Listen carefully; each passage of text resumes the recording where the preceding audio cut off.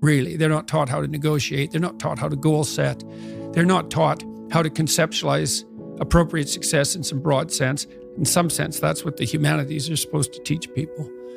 So, on that point of understanding my inadequacies or someone's inadequacies, I really believe that it's really difficult to undergo self-development if you don't have self-awareness.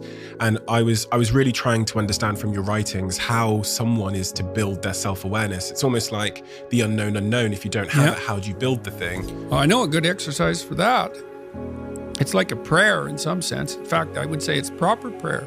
If you want to know something about yourself, sit on your bed one night and say to yourself, you got to mean this. Like, you got to be desperate. This is no game, this.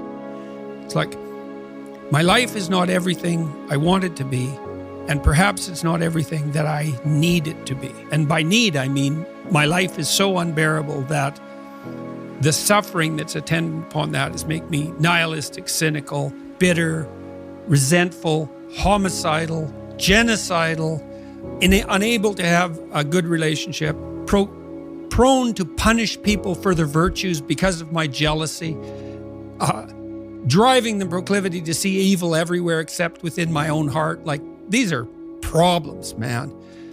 And you ask yourself, you sit on the bed and say, okay, man, I'm ready to learn something. Like, what's one thing I'm doing wrong that I know I'm doing wrong, that I could fix, that I would fix?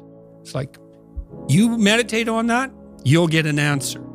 And it won't be one you want, but it'll be the necessary one, and it's often something that will point you to small things. So Carl Jung said, people in the modern world don't see God because they don't look low enough. And so imagine you're in your messy bedroom, and you're sitting on the edge of the bed trying to have an honest dialogue with yourself. And the little voice says, it's pretty disgusting in here.